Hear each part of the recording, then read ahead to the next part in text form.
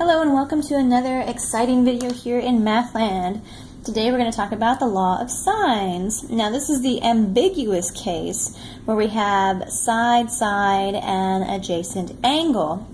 Now I've got a little helpful hint here for our ambiguous case for the side, side, angle, oblique triangles. I've got a situation here where I have a side length, or two side lengths, and an angle here. We need to find the remaining sides. Oh, I spelled remaining wrong. Ooh. I-N-G. Okay, that's perfect. Okay, so I'm going to try to sketch this out to see which category this needs to fall in. So, in the ambiguous case, it says, consider a triangle in which you are given side A, side B, and angle A. And H equals B sine A. We'll get to that in a second. So if we sketch these out, these are all acute angles. A is acute. They're giving us A. Our A is acute, so it falls into one of these categories. I could have no triangle, one triangle, or two triangles here. Okay, so let's see what this looks like. If I draw my triangle, I'm going to draw like 42 degrees here. Let's say that's 42. This is A. Oops. A. Okay, and I want my B over here. I'm going to connect these somehow. I'll call that big B, and this is big C. My little b across from big B is going to be 12 inches, and my A is going to be across from this A, 22 inches. Okay, I need to figure out how many options are we going to have here. Am I going to have a triangle? Is there one triangle or two triangles?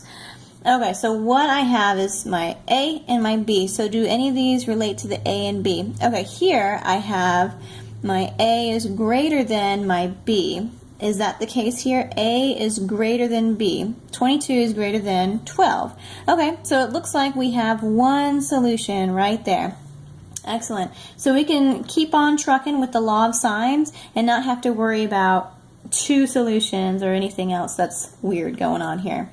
Okay, so then we can put this to the side because we have one solution. A is greater than B, one solution. So I'm going to set up my law of sines, and we know that this is just a set of proportions. We have A over sine A should equal B over sine B, and that should equal C over sine C, where the lowercase letters represent the side lengths and the uppercase letters represent the angle measures. Okay, so let's set up the proportion. I've got A, which is 22, and I've got my angle A, which is sine of 42 degrees. And that should equal my B here. So my little b is 12, and my sine B, I don't know what that is. So I'm going to put that there. Okay, we're going to cross multiply and get our little calculator out and set this up. So 22 multiplied by sine B should equal 12 times sine of 42 degrees. Okay, so let's get out our calculator and figure this out. Let's see, figure that out. 12 times sine of 42 equals that. So I can write that down, 8.02956, blah, blah, blah, blah, blah, equals 22 sine B. Okay, I'm going to write this down. I'm going to write this down just so you know what I'm doing. But I'm going to leave everything in the calculator. Divide by 22 and divide this by 22. Sine B should equal, divide this by 22, equals 0.36498, blah, blah, blah.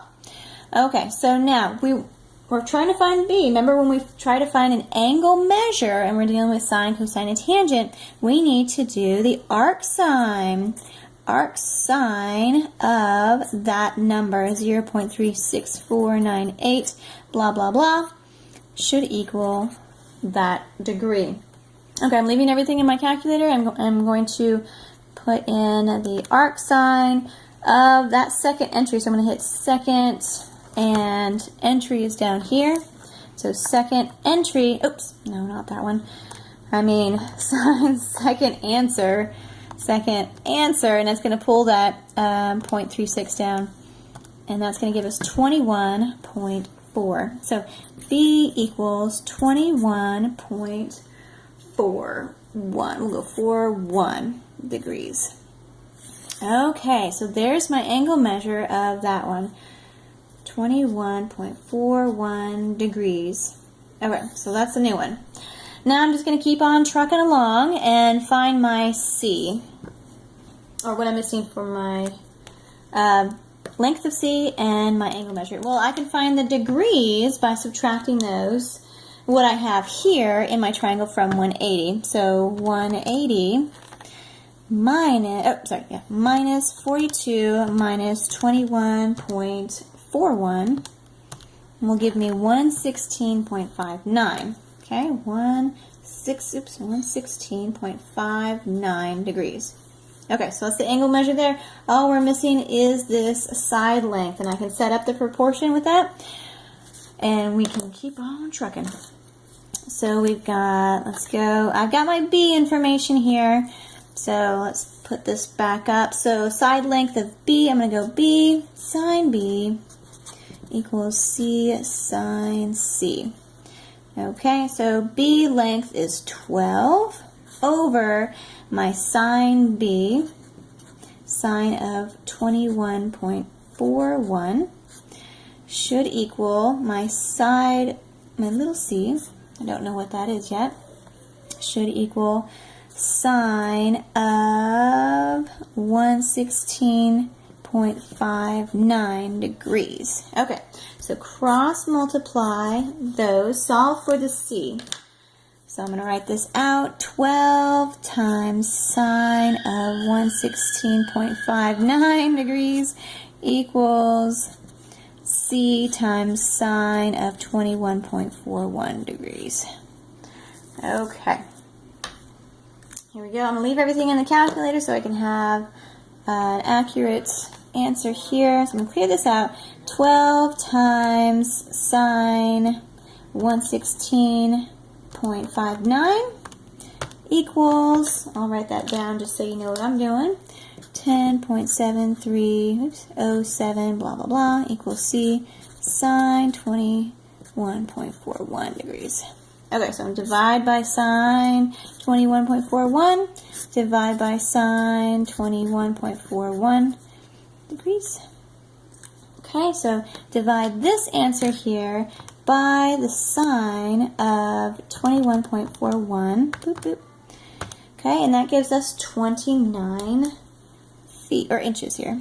So that answer here is 29.40 inches. Should be the side length of the C right there.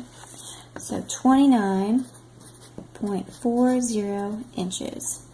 Okay, there we go. So we had one answer. We checked with our little chart here, and we saw that our A was greater than our B, and we saw that we only had one answer there. So we went ahead and did the law of sines because we know we have one answer. So that's it. We could set up the proportion for that and solve for the rest of the angles and the side lengths. All right, that's it. Enjoy.